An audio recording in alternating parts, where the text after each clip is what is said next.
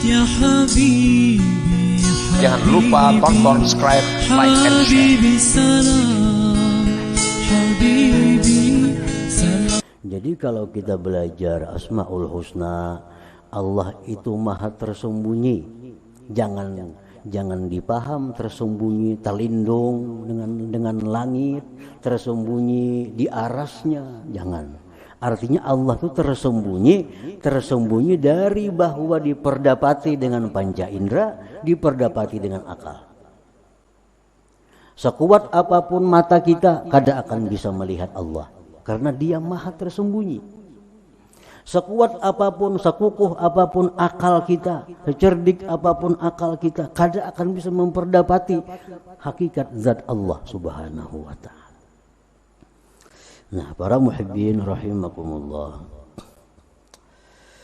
Allah Subhanahu wa ta'ala, maka Allah Subhanahu wa ta'ala itu zahirun, nampak, sun'uhu, perbuatannya, wa khalquhu, makhluknya nampak, ad-dallu, yang menunjukkan ala wujudih, atas adanya Allah, wa sifatihi, atas sifatnya Allah, pasummiya, maka dinamai Allah itu Az-Zahir.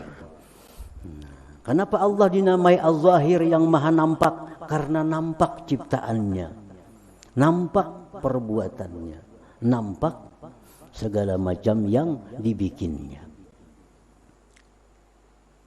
Wa huwa batinun, Allah Ta'ala itu tersembunyi, la yudraku bil hawas, tidak bisa diperdapati dengan panca indera, wa la yudraku bil akli, dan tidak bisa diperdapati dengan akal. Bal ya'jizul aklu, bahkan akal ini tidak mampu an idraki hakikati fi'lih, dari memperdapati hakikat perbuatan Allah. Wa hukmihi, akal tidak mampu memperdapati hakikat hukum Allah. Fadlan an zatih, lebih-lebih zatnya. Nah, pasummiya, maka dinamai Allah al-batin itu. Nah, jadi kita mengerti bahwa bila disebut Allah itu maha nampak, artinya nampak ciptaannya. Bila kita dipaham disebut nama Allah itu al-batin, maha tersembunyi, artinya kada bisa diperdapati dengan panca indera atau dengan akal. Para muhibbin rahimakumullah. Jadi akal manusia, jangankan memperdapati zat Allah, memperdapati perbuatan Allah belum bisa. Memperdapati hukum-hukum yang diputuskan Allah, akal manusia kada mampu. Padlan, apalagi an zatihi subhanah, daripada zat Allah Subhanahu wa ta'ala. Perbuatan Allah contohnya apa? Di Quran disebutkan yang paling rendah di mata kita, umpamanya nyamuk. Nyamuk itu kita yakini sebagai perbuatan Allah, ciptaan Allah. Nah, Allah itu menciptakan segala sesuatu, pasti ada rahasia, pasti ada guna, pasti ada manfaat sesuatu itu. Allah berfirman, wa ma khalaqnas sama wal arda wa ma bainahuma batila. Kami tidak menciptakan langit, bumi, dan antaranya itu batila, tanpa ada guna, sia-sia. Nah, sekarang apa gunanya Allah menciptakan nyamuk? Itu rahasia Allah. Apa gunanya Allah menciptakan seekor nyamuk? Kalaupun ada yang dapat mencari rahasia, hikmahnya itu paling itu hanya satu dari sekian ribu rahasia yang ada pada nyamuk itu. Misalnya ada orang yang mengatakan bahwa itu Allah menciptakan nyamuk itu banyak gunanya. Apa gunanya? Dengan seekor nyamuk atau dengan nyamuk beberapa ribu manusia yang bisa makan. Pabrik obat nyamuk. Gara-gara nyamuk nih, gara-gara nyamuk dibikin pabrik nyamuk. Berapa buruh karyawan? Hanya nyamuk. Nah ini mungkin bisa dimasukkan dalam golongan bahwa itu salah satu gunanya samud, gunanya nyamuk itu. Dengan nyamuk berapa meter kain yang dijual karena membuat sponsor anti nyamuk. Dengan nyamuk berapa mantri, berapa dokter karena orang sakit akibat nyamuk. Nah itu hanya bagian kecil dari guna samud. Masih ada ribuan lagi guna nyamuk yang tidak bisa diperdapati oleh akal manusia. Itu contoh fi'il Allah.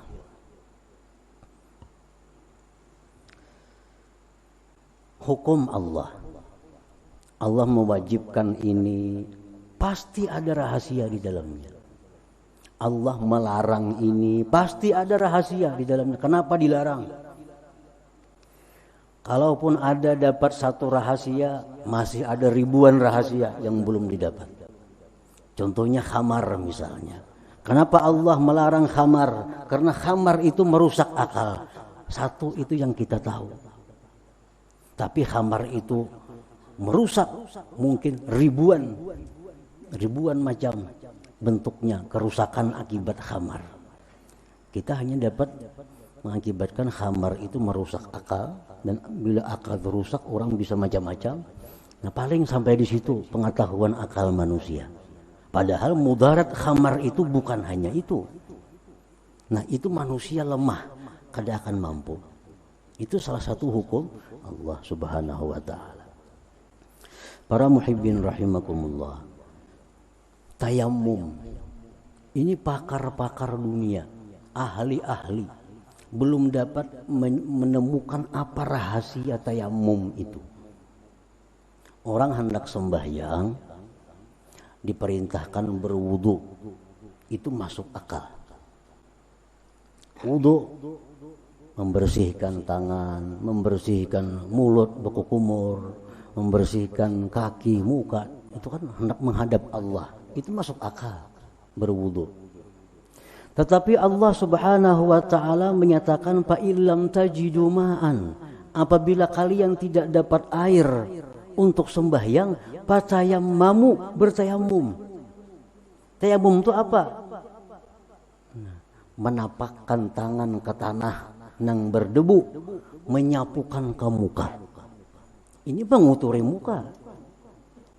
Menguturi muka. Tapak lagi tangan ke tanah yang berdebu, sapukan ke tangan. Menguturi tangan. Bisa ada kuman di situ macam-macam. Tetapi Allah memerintahkan kalau tidak ada air, bertayamum. Apa rahasianya itu? Wallahu a'lam. Akal manusia belum mampu untuk meneliti apa sebabnya wudu itu diganti dengan tayamum. Nah ini hukum Allah. Hukumnya aja akal manusia sudah kada mampu memperdapati. Apalagi sifat Allah, apalagi zat Allah Subhanahu wa ta'ala. Para muhibbin rahimakumullah. Iddah perempuan. Nah itu pun sampai sekarang para ahli-ahli belum dapat rahasia apa Allah memerintahkan iddah. Nah, seorang perempuan apabila sudah dikumpuli oleh suaminya kemudian cerai, ini ada iddah. Berapa iddahnya? 3 kali suci atau 3 kali haid. Itu kan iddahnya. Sudah itu boleh kawin si perempuan ini kalau sudah habis iddah. Kenapa alasannya? Nah, alasannya apa? Yang diketahui oleh manusia, alasannya itu untuk memastikan bahwa rahim perempuan itu kosong. Sehingga kalau kawin ke laki-laki lain, rahim itu kada bercampur dengan benih laki yang terdahulu. Nah itu salah satu rahasianya.